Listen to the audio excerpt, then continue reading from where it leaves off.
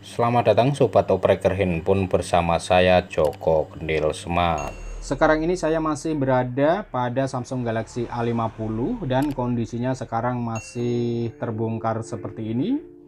Dan sebelum kita lanjut, kita akan review video saya sebelumnya. Jadi kasus awalnya di video sebelumnya, handphone ini stuck logo dan kemudian ketika kita colok casan hanya stuck pada lambang petir seperti ini. Jadi muncul lambang petir tetapi tidak nambah daya, tidak bisa mengecas ya.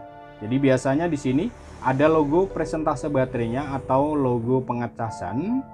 Tetapi setelah kita tunggu sekian detik, logo pengecasan atau logo presentase baterai ini tidak muncul juga. Jadi hanya stuck seperti ini saja, dan ketika kita lepaskan kabel casnya, logo petirnya masih nempel seperti itu.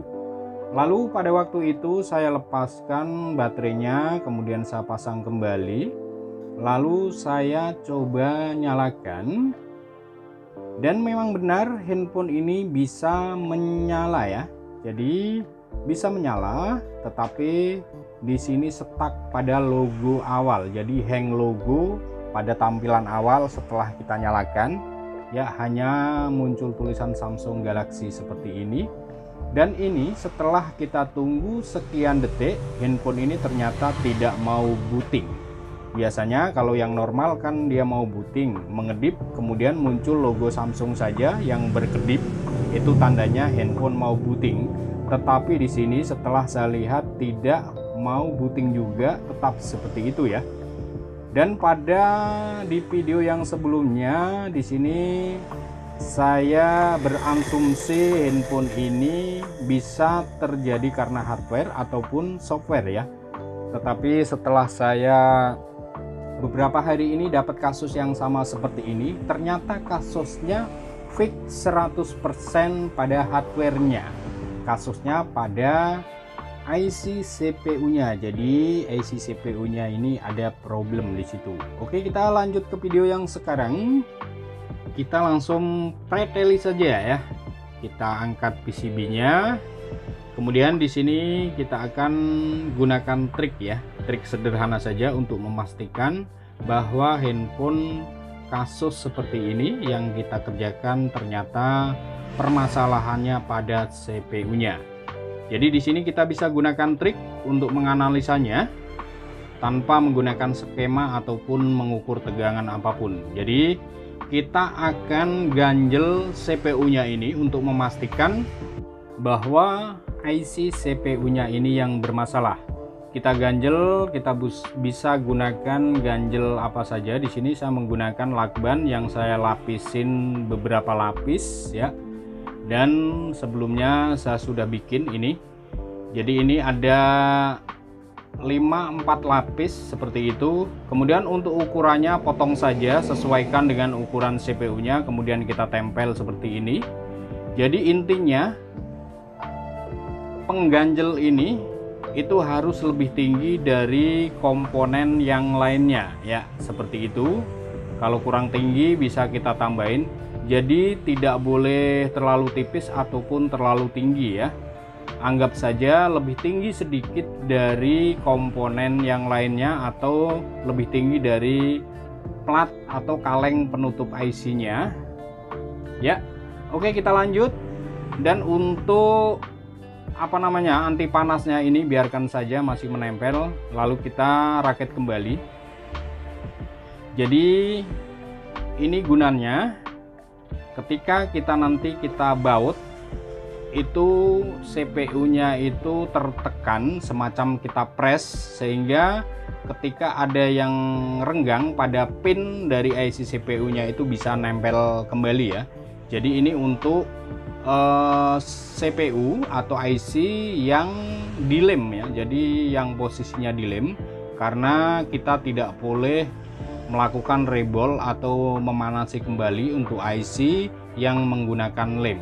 Jadi untuk memastikan IC CPU-nya ini yang bermasalah, kita gunakan trik seperti ini ya. Kita rapikan semua. Kemudian kita bisa pasang bezelnya atau tulangannya, kita pasang dulu. Dan di sini wajib kita baut ya untuk mengetesnya. Karena apa? Ketika kita baut, IC CPU yang kita ganjel tadi itu dia bisa tertekan atau semacam kita press seperti itu ya. Sehingga yang tadi saya bilang, ketika ada yang renggang pada pin dari IC CPU-nya itu bisa menempel kembali ya. Oke, kita selesaikan dulu, kita baut.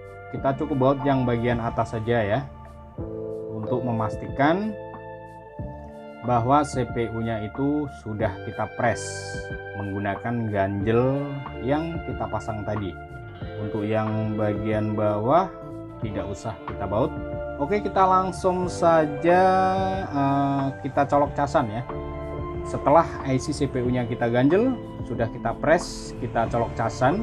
Apakah handphone ini bisa normal kembali? Kita tunggu. Sudah muncul logo petir, kita tunggu sebentar dan kita pastikan ini harus ada. Ya, sudah muncul persentase baterainya, dan ini artinya handphone ini sudah bisa mengecas ya. Di situ tidak ngehang lagi, tidak stuck ya. Oke, sudah mantap. Ini kita lepaskan kabel casnya, kita tunggu apakah persentase baterainya hilang ya. Oke, kemudian kita nyalakan. Oke, sudah menyala. Kemudian di sini kita tinggal menunggu saja apakah handphone ini bisa booting ya. Kita tunggu saja.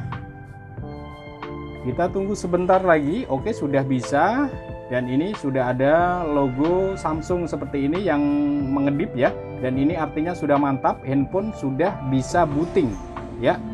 Jadi untuk masalah hardware ini sudah sehat karena handphonenya sudah bisa booting. Kita tinggal tunggu saja apakah bisa masuk ke menu. Yes, sudah bisa masuk ke menu. Coba ya, sudah jalan, tetapi di sini menggunakan kunci layar. Dan touchscreen-nya sudah bisa kita colek, artinya tidak ngehang ya. Coba kita masuk di panggilan darurat, kita ketik ya, seperti ini bisa jalan. Touchscreen-nya bisa disentuh, sudah tidak ngehang lagi ya. Dan ini kasus hardware-nya sudah sembuh dengan cara mengganjel IC CPU-nya. Kemudian pertanyaannya di sini, apakah cara ini atau trik ini bisa permanen atau bisa tahan lama? Saya jawab tidak. Ini tidak bisa bertahan lama ya. Jadi ini trik ini untuk memastikan saja bahwa benar saja permasalahannya pada CPU.